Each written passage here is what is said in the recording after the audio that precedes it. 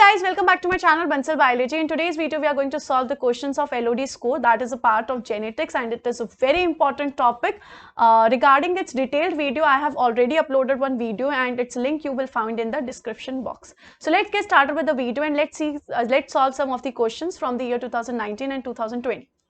अगर हम यहाँ पे सबसे पहले क्वेश्चन की बात करें तो पहला क्वेश्चन क्या बोल रहा है, LOD score of 3 represents a recombination frequency, that is LOD score 3 क्या रिप्रेजेंट कर रहा है, ये 2019 का क्वेश्चन है. अगर हम 3 की बात करें सबसे पहले, इफ द +3 इज गिवन, इसका मतलब क्या होता है, इसका मतलब ये होता है कि जो लिंकेज है वो 1000:1 में, यानी कि 1 होगा कि वो अनलिंक्ड है, जो 2 जीन्स होंगे वो अनलिंक्ड है, और 1000 होगा कि वो जो जीन्स है वो अनलिंक्ड है.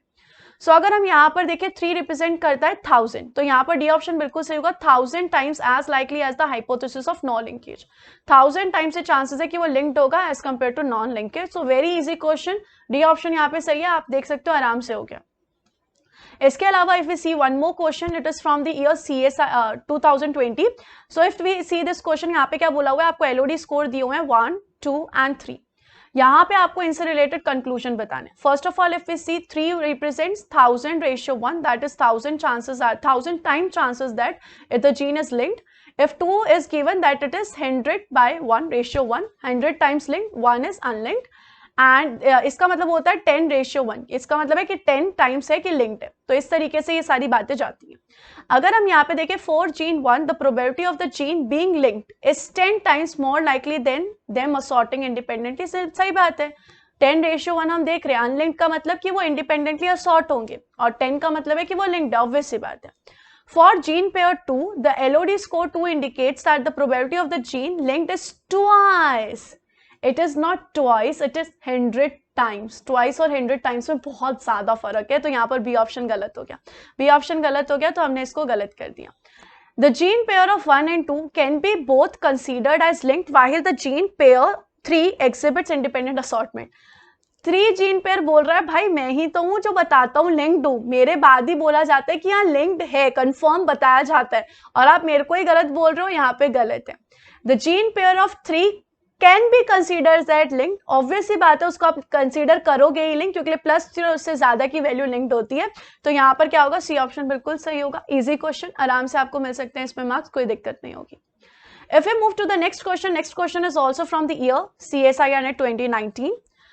So if we see the question यहाँ पे क्या बोल रहा है, आपको यहाँ पर दिया हुआ एक pedigree, as you can see यहाँ पे आपको दिया हुआ है फर्स्ट जो है हेटेरोजाइगस कंडीशन है. What is the meaning of heterozygous is this, capital D small d, and इसमें एक मॉलिक्यूलर मार्कर है, that is M1 M2. The paternal molecular markers present in the progenies are indicated in the pedigree. आप देख सकते हो, आपको यहाँ पे बताना है कि किन में कौन सी स्टेटमेंट जो है करेक्ट इंटरप्रेट कर रही है. सबसे पहले अगर हम यहाँ पर देखें, जो स्मॉल डी है वो नॉर्मल है, यानी कि मुझे पता चल गया कि जो कैपिटल डी है वो स्मॉल डी के ऊपर डोमिनेंट है, और कैपिटल डी किसके लिए रिस्पॉन्सिबल है, डिजीज के लिए रिस्पॉन्सिबल है. अगर मैं यहाँ पर देखूं कैपिटल डी M1 के साथ जा रहा है और स्मॉल डी जो है वो M2 के साथ जा रहा है, मुझे ये पहला वाला देख के यही समझ में आ रहा है, तो मैं बोल सकती हूँ कि कैपिटल डी जो है वो M1 के साथ है और स्मॉल डी जो है वो M2 के साथ है. इस चीज को मेरे को कंफर्म करना है. अगर मैं यहाँ पर देखूं ये वाली जो कंडीशन है, इसमें मैं बोल सकती हूँ कि समझो कैपिटल डी स्मॉल डी है, तो यहाँ पे M1 है, ठीक है. यहाँ पर अगर हम देखें, यहाँ पर नॉर्मल है, यहाँ पर M2 होना चाहिए था लेकिन M1 है, क्योंकि स्मॉल डी की कंडीशन में M2 होना चाहिए था लेकिन M1 है. इसको मैं इस तरीके से ब्लू से डिनोट कर देती हूँ. थर्ड कंडीशन अगर मैं देखूं, कैपिटल डी स्मॉल डी है, M1 है, बिल्कुल सही बात है. फोर्थ कंडीशन अगर मैं देखूं, स्मॉल डी है, डिजीज नहीं है, M2 है, सही है. फिफ्थ कंडीशन अगर मैं देखूं, कैपिटल डी स्मॉल डी है, M2 आ गया है, आना क्या चाहिए था M1, तो इसको भी मैं डॉट से रिप्रेजेंट कर देती हूँ. नेक्स्ट कंडीशन M2 होगा, यहाँ पर स्मॉल डी, यहाँ पर है capital D small D, M1 होना चाहिए था, सही है.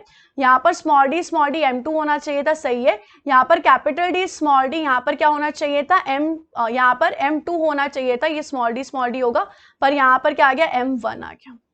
और ये वाली जो कंडीशन है ये है तो कैपिटल डी स्मॉल डी, लेकिन इन्होंने किस तरीके से हेटेरोजाइगस इसको मान लिया, इसको इस तरीके से कैरियर के फॉर्म में शेड कर दिया, ये हमें नहीं पता है, तो इसको we can ignore for a minute. अब हम यहाँ पे ऑप्शंस में देखते हैं, तो ऑप्शंस क्या बोल रहा है, the two loci capital D and small D and M1 and M2 appears to be linked. Linked का मतलब क्या होता है, अगर हम समझे कि समझो हमारे पास इस तरीके से क्रोमोसोम है, तो यहाँ पर क्या प्रेजेंट है कैपिटल डी, यहाँ पे क्या प्रेजेंट है M1, और यहाँ पर इसका होमोलॉगस क्रोमोसोम प्रेजेंट है, इस पे होगा स्मॉल डी और इस पे होगा M2। अब ये लिंक्ड है, हम कैसे बोल सकते हैं, अगर हमें पेरेंटल टाइप्स यानी कि पेरेंटल टाइप गैमीट्स 50% से ज्यादा मिल गए तो हम क्या बोल सकते हैं कि हाँ भाई वो लिंक्ड है। हमें 50% से ज्यादा मिलने चाहिए कि वो कैसे हैं, पेरेंटल होंगे, तो मैं बोल सकती हूँ लिंक्ड होता है। क्योंकि अगर 50% हमें रिकॉम्बिनेशन मिल रही है ना, 50% जो ऑफस्प्रिंग्स है वो डिफरेंट मिल रहे हैं, पेरेंट्स के जैसे नहीं मिल रहे, तो इसका मतलब है कि उनमें रिकॉम्बिनेशन हुई, और इसका मतलब है कि जीन्स बहुत दूर दूर प्रेजेंट है या फिर डिफरेंट क्रोमोसोम्स पे प्रेजेंट है। तो अगर मुझे लिंक्ड चाहिए तो मुझे एटलीस्ट 50% से ज्यादा तो पेरेंटल चाहिए ही चाहिए। अब मैं यहाँ पर अगर देखूं, एक बच्चा, दो बच्चा, 3, 4, 5, 6 मुझे ऐसे मिल रहे हैं जो कि पेरेंटल हैं, और 1, 2, 3 मुझे ऐसे मिल रहे हैं जो कि कैसे होंगे, रिकॉम्बिनेंट टाइप होंगे। तो यहाँ पर 10th वाले को हम कंसीडर नहीं करें क्योंकि इसमें थोड़ा सा अलग सा ही रिजल्ट आ रहा है।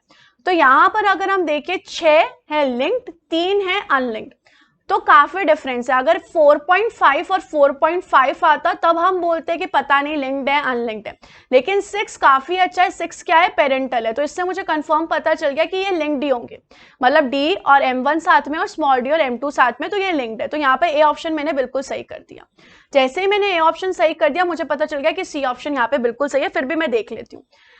LOD score less than 1 would have insured that the two loci are linked. LOD score बोल रहा है क्या मजाक है भाई, +3 से ज्यादा वैल्यू होती है लिंक्ड या +3 value. If LOD score comes out to be 3 then it ensures that the two independently assorting, तो होता ही नहीं है, अगर +3 है तो भाई लिंक्ड है, उल्टी बातें कर रहे हैं। The recombination frequency between the two loci is 20%।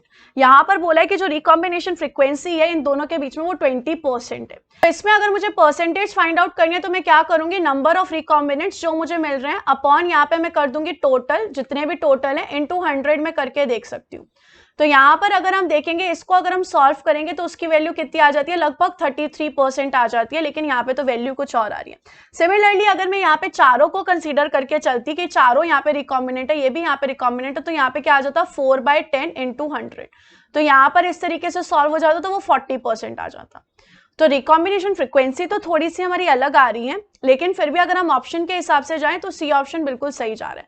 तो आपका ए देखते ही आपका सी ऑप्शन बिल्कुल सही आ जाता है, और इस तरीके से आपको इस क्वेश्चन को सॉल्व करना होता है। और परसेंटेज निकालने के लिए number of recombinant upon total into 100 करके आप आराम से सॉल्व कर सकते हैं।